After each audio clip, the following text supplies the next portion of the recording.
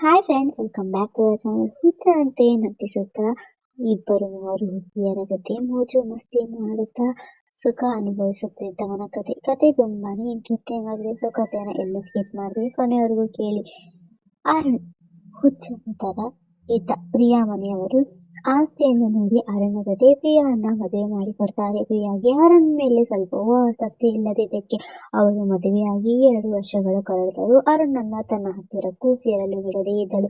ಹೀಗಿರುವಾಗ ಒಂದು ರಾತ್ರಿ ಅರುಣ್ ಪ್ರಿಯಾ ನಿದ್ರಿಸುತ್ತಿರುವಾಗ ತನ್ನ ಮುಖಕ್ಕೆಲ್ಲ ಕ್ರೀಮ್ ಬಳಸಿಕೊಂಡು ಅವಳೊಂದಿಗೆ ಹತ್ತಿರವಾಗುವುದಕ್ಕೆ ಪ್ರಯತ್ನಿಸುತ್ತಾನೆ. ಆಗ ಎಚ್ಚರವಾದಂತಹ ಪ್ರಿಯಾ ಕೋಪಗೊಂಡು, ನಿನಗೆ ನನ್ನನ್ನು ಮುಟ್ಟಬೇಡ ಅಂತ ಎಷ್ಟು ಸಾರಿ ಹೇಳಿದ್ದೀನಿ, ನಿನಗೆ ಒಂದು ಸಲ ಹೇಳಿದರೆ ಅರ್ಥವಾಗುವುದಿಲ್ಲವೇ? ನೀನು ಮತ್ತೊಮ್ಮೆ ನನ್ನ ಹತ್ತಿರ ಬಂದರೆ ನಾನು ನಿನ್ನನ್ನು ದೂರ ಮಾಡುತ್ತೀನಿ ಅಂತ ಕೂಗಿ ಕೋಣೆಯಿಂದ ಹೊರ ಹೋಗುತ್ತಾಳೆ. ಆಗ ಅರುಣ್, ನಾನು ಚೆನ್ನಾಗಿಲ್ಲ ಅಂತ ಪ್ರತಿದಿನ ಪ್ರಿಯಾ ನನಗೆ ಇದೇ ರೀತಿ ತೊಂದರೆ ಕೊಡುತ್ತಿದ್ದಾಳೆ. ಆದರೆ ಈ ವಿಷಯ ಅಮ್ಮನಾದ ಸರಸ್ವತಿಯವರಿಗೆ ತಿಳಿದಂತೆ ನಾನು ಗಮನಿಸಬೇಕು ಅಂತ ದುಃಖಪಟ್ಟು ಹಾಲಿನಲ್ಲಿ ನಿದ್ರಿಸುತ್ತಾನೆ. ಮರುದಿನ ಪ್ರಿಯಾ ಸರಸ್ವತಿ ಹೇಳುವ ಮೊದಲು ಅರುಣ್ ಬಳಿ ಬಂದು, ಈಗ ಇಲ್ಲಿಂದ ಎದ್ದು ನಮ್ಮ ಕೋಣೆಯೊಳಗೆ ನಿದ್ರೆ ಮಾಡುವ. ಅಮ್ಮನಿಗೆ ಏನಾದರೂ ನೀನು ಇಲ್ಲಿ ನಿದ್ರಿಸುತ್ತಿರುವ ವಿಷಯ ತಿಳಿದರೆ ನನ್ನನ್ನು ಈ ಮನೆಯಲ್ಲಿ ಉಳಿಸಿಕೊಳ್ಳುವುದಿಲ್ಲ ಅಂತ ಹೇಳಿ ಅರುಣ್ಗೆ ಅವನನ್ನು ಕೋಣೆಗೆ ಕರೆದುಕೊಂಡು ಹೋಗಿ ನಿದ್ರಿಸುವಂತೆ ಮಾಡುತ್ತಾಳೆ. ಅನಂತರ ಸ್ವಲ್ಪ ಹೊತ್ತಿನ ನಂತರ ಸರಸ್ವತಿಯವರು, ನಾನು 3 ದಿನಗಳವರೆಗೆ ನಗರದಲ್ಲಿ ಇರುವುದಿಲ್ಲ, ಬೇರೆ ವ್ಯವಹಾರವನ್ನು ನೋಡಿಕೊಂಡು ಬರೋದಕ್ಕೆ ಹೋಗ್ತಾ ಇದ್ದೀನಿ.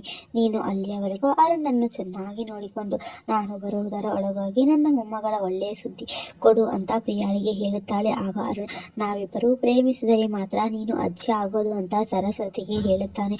ಆಗ ಸರಸ್ವತಿ, ನಿನ್ನನ್ನು ಪ್ರೇಮಿಸಬೇಕು ಅಂತಾನೆ ಇಂತಹ ಆಕರ್ಷಕ ಸೊಸೆಯನ್ನು ಹುಡುಕಿ ತಂದಿದ್ದೀನಿ ಅಂತ ಅರುಣ್ಗೆ ಹೇಳಿ ನಗರಕ್ಕೆ ಹೊರಟು ಹೋಗುತ್ತಾಳೆ. ಆಗ ಸಂತೋಷಗೊಂಡ ಅರುಣ್, ನಾವಿಬ್ಬರು ಈಗ ಪ್ರೇಮಿಸೋಣ ಬಾ ಅಂತ ಪ್ರಿಯಾಳನ್ನು ಅಪ್ಪಿಕೊಳ್ಳುವುದಕ್ಕೆ ಪ್ರಯತ್ನಿಸುತ್ತಾನೆ.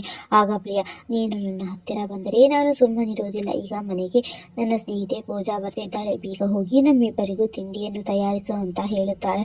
ಆಗ ಪೂಜಾಳ ಹೆಸರು ಕೇಳಿ ಸಂತೋಷಗೊಂಡ ಅರುಣ್ ಅಡುಗೆ ಮನೆಗೆ ಹೋಗುತ್ತಾನೆ. ಆಗ ಪೂಜಾ ಅಲ್ಲಿಗೆ ಬರುತ್ತಾಳೆ. ಭಾವ ಇಲ್ಲಿ ಕಾಣಿಸ್ತಾ ಇಲ್ವಲ್ಲ ಅಂತ ಪ್ರಿಯಾಳನ್ನ ಕೇಳುತ್ತಾಳೆ. ಆಗ ಪ್ರಿಯಾ, ಇಂತಹ ಮೂರ್ಖನನ್ನು ಮದುವೆಯಾಗಿ ನಾನು ಬದುಕೆ ಹಾಳಾಗಿ ಹೋಯಿತು ಅಂತ ಹೇಳುತ್ತಾಳೆ. ಆಗ ಅರುಣ್ ಅವರಿಬ್ಬರಿಗೂ ತಿಂಡಿಯನ್ನು ತಂದು ಕೊಡುತ್ತಾನೆ. ಪೂಜಾ, ನಿನ್ನ ಭವಿಷ್ಯದಲ್ಲಿ ಅರುಣ್ ಅವರೇ ಇದ್ದಾರೆ ಅಂದ ಮೇಲೆ ನೀನು ಹೊಂದಿಕೊಂಡು ಹೋಗು ಪ್ರಿಯಾ ಅಂತ ಹೇಳುತ್ತಾಳೆ. ಆಗ ಅರುಣ್, ಪೂಜಾ ಎಷ್ಟು ಒಳ್ಳೆಯವಳು ಇದ್ದಾಳೆ, ಇವಳು ನನ್ನ ಪತ್ನಿಯಾಗಿದ್ದರೆ ತುಂಬಾ ಚೆನ್ನಾಗಿರ್ತಿತ್ತು ಅಂತ ಅವಳನ್ನೇ ನೋಡುತ್ತಾ ಕುಳಿತುಕೊಳ್ಳುತ್ತಾನೆ.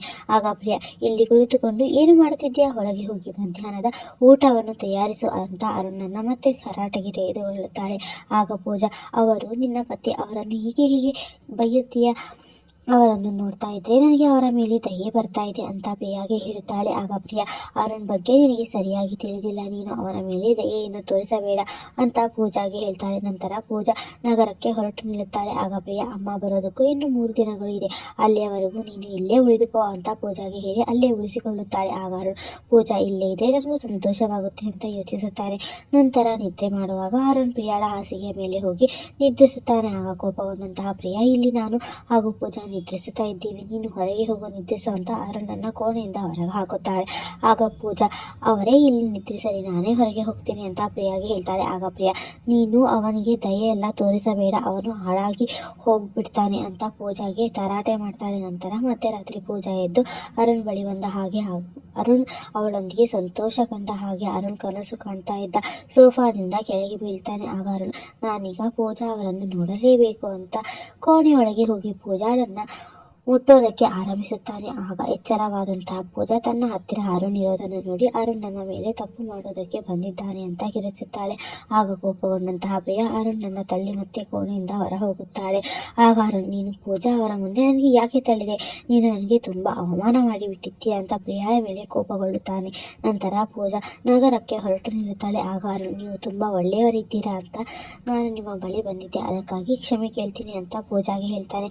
ಆಗ ಪೂಜಾ, ನೀನು ಮುಟ್ಟಬೇಡ, ನಂತರ ಮೇಲೆ ಯಾರಿಗೂ ಪ್ರೇಮ ಹುಟ್ಟಲ್ಲ, ಪ್ರಿಯಾ ಮಾಡ್ತಿರೋದೆಲ್ಲ ಸರಿಯೇ ಇದೆ ಅಂತ ಅರುಣ್ ತರಾಟೆಗೆ ತೆಗೆದುಕೊಳ್ಳುತ್ತಾ ಅಲ್ಲಿಂದ ಹೊರಟು ಹೋಗುತ್ತಾಳೆ. ಪ್ರಿಯಾ, ನಿನ್ನ ತಲೆಗೆ ಬುದ್ಧಿನೇ ಇಲ್ಲ ಅಂತ ಅರುಣ್ನ ತಳ್ತಾಳೆ. ಕುಗ್ಗಿ ಹೋದ ಅರುಣ್ ಪ್ರಿಯಾ ಹಾಗೂ ಪೂಜಾಳ ಮೇಲೆ ಪ್ರತೀಕಾರ ತೀರಿಸಿಕೊಳ್ಳುವುದೇ ಬಿಡೋದಿಲ್ಲ ಅಂತ ನಿರ್ಧರಿಸಿ ಅಂದೇ ರಾತ್ರಿ ಪ್ರಿಯಾಳೊಂದಿಗೆ ದೊಡ್ಡ ಜಗಳ ಮಾಡಿ ಅವಳನ್ನು ಮನೆಯಿಂದ ದೂರ ಮಾಡಿಬಿಡ್ತಾನೆ. ಆಗ ಸರಸ್ವತಿ ಕರೆ ಮಾಡಿ, ನೀವಿಬ್ಬರು ಚೆನ್ನಾಗಿದ್ದೀರಾ ತಾನೆ, ನಾನು ನಾಳೆ ಬರ್ತಾ ಇದ್ದೀನಿ ಅಂತ ಹೇಳ್ತಾನೆ.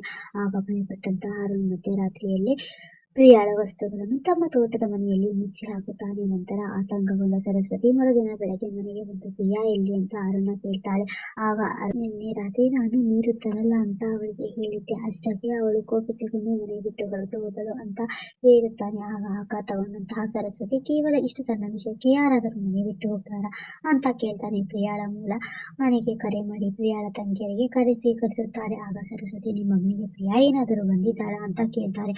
ಆಗ ಆಘಾತಗೊಂಡಂತಹ ಆರ್ಯ, ಇಲ್ಲ, ಯಾಕೆ, ಏನಾಯ್ತು ಅಂತ ಕೇಳ್ತಾಳೆ. ಆಗ ಸರಸ್ವತಿ ಅವರು ಅರುಣ್ ಜೊತೆ ಒಂದು ಸಣ್ಣ ವಿಷಯಕ್ಕೆ ಜಗಳ ಮಾಡಿಕೊಂಡು ಮನೆ ಬಿಟ್ಟು ಹೋಗಿದ್ದಾಳೆ. ನಿಮ್ಮ ಬಳಿ ಏನಾದರೂ ಬಂದಿದೆ ನಮ್ಗೆ ಹೇಳಿ ಅಂತ ಹೇಳಿ ಕರೆ ತುಂಡರಿಸುತ್ತಾಳೆ. ನಂತರ ಪೂಜಾಗೆ ಕರೆ ಮಾಡಿ ಪ್ರಿಯಾ ಬಗ್ಗೆ ಕೇಳುತ್ತಾರೆ. ಆಗ ಪೂಜಾ, ಪ್ರಿಯಾಳಿಗೆ ಕೋಪ ಮೂಗಿನ ಮೇಲೆ ಇರುತ್ತೆ. ಪ್ರಿಯಾ ಹಾಗೂ ಅರುಣ್ಗೆ ಸ್ವಲ್ಪವೂ ಹೊಂದಾಣಿಕೆ ಇಲ್ಲ.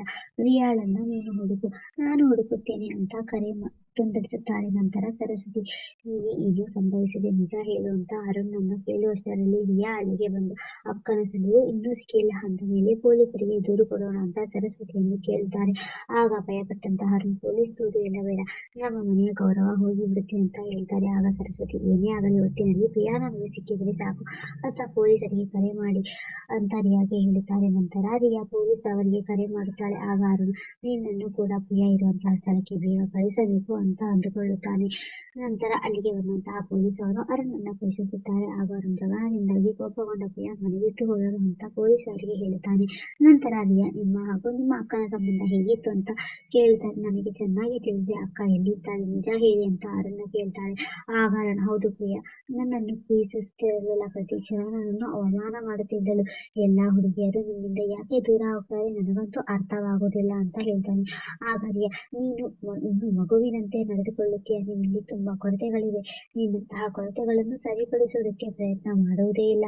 ನೀನು ಹೊರಗಿನಿಂದ ಮಾತ್ರವಲ್ಲ, ಒಳಗಿನಿಂದಲೂ ಅಸ್ತವ್ಯಸ್ತವಾಗಿದ್ದೀಯ, ಹಾಗಾಗಿ ಎಲ್ಲರೂ ನಿನ್ನಿಂದ ತಪ್ಪಿಸಿಕೊಳ್ಳುತ್ತಾರೆ ಅಂತ ಅರುಣನ್ನು ಬೈಯುತ್ತಾರೆ. ಅಲ್ಲಿಂದ ಹೊರಟು ಹೋಗುತ್ತಾರೆ. ನಂತರ ಸರಸ್ವತಿ ದೇವಾಲಯಕ್ಕೆ ಹೋಗುತ್ತಾಳೆ. ರಿಯಾ, ಬೇಗನೆ ಅಕ್ಕನ ಮನೆಗೆ ಬಾ ಅಂತ ಪೂಜಾಗೆ ಕರೆ ಮಾಡಿ ಹೇಳುತ್ತಾಳೆ. ಆಗ ಅರುಣ್, ನೀನು ನನಗೆ ಅವಮಾನ ಮಾಡಿದ್ದೀಯಾ, ಮಾಡು, ನಾನು ನಿನ್ನನ್ನು ಕೂಡ ಬಿಡುವುದಿಲ್ಲ, ನಿನ್ನ ಅಕ್ಕ ಇರುವ ಸ್ಥಳಕ್ಕೆ ಕಳಿಸುತ್ತೇನೆ ಅಂತ ಹೇಳ್ತಾರೆ. ಆಮೇಲೆ ದೊಡ್ಡ ಜಗಳ ಮಾಡೋದಕ್ಕೆ ನೋಡ್ತಾನೆ. ಆಗ ರಿಯಾ, ನೀನು ನನ್ನ ಅಕ್ಕನನ್ನು ದೂರ ಮಾಡಿದ್ಯಾ ಅಂತ ಅವನನ್ನು ತಳ್ಳಿ ತಪ್ಪಿಸಿಕೊಂಡು ಅಲ್ಲಿಂದ ಓಡಿ ಹೋಗುತ್ತಾಳೆ. ನಂತರ ಪೂಜಾ ಅಲ್ಲಿಗೆ ಬರುತ್ತಾಳೆ. ಅರುಣ್ ಅವಳ ಮೇಲೆ ಕೂಡ ದೊಡ್ಡ ಜಗಳ ಮಾಡಿ ದೂರ ಮಾಡುತ್ತಾನೆ. ಆಗ ಸರಸ್ವತಿ ಅವರನ್ನು ಕರೆದುಕೊಂಡು ಅಲ್ಲಿಗೆ ರಿಯಾ ಬರುತ್ತಾಳೆ. ಪೂಜಾ ದೂರಗೊಂಡಿರುವುದನ್ನು ನೋಡಿದಂತಹ ರಿಯಾ, ಭಾವ ನನ್ನ ಅಕ್ಕನನ್ನು ಕೂಡ ದೂರ ಮಾಡಿದ್ದಾನೆ ಅಂತ ಸರಸ್ವತಿಗೆ ಹೇಳುತ್ತಾಳೆ. ಆಗ ಕೋಪಗೊಂಡಂತಹ ಸರಸ್ವತಿ, ಈಗ ಏಕೆ ಮಾಡಿದ್ಯಾ ಅಂತ ಅರುಣ್ನ ಕೇಳ್ತಾಳೆ. ಅರುಣ್, ಯಾರ್ಯಾರು ನನ್ನನ್ನು ಅವಮಾನ ಮಾಡುತ್ತಾರೋ ನಾನು ಅವರನ್ನೆಲ್ಲ ದೂರ ಮಾಡೇ ಬಿಡುತ್ತೇನೆ ಅಂತ ಹೇಳಿ ರಿಯಾಳನ್ನು ಕೂಡ ದೂರ ಮಾಡೋದಕ್ಕೆ ಹೋಗ್ತಾನೆ.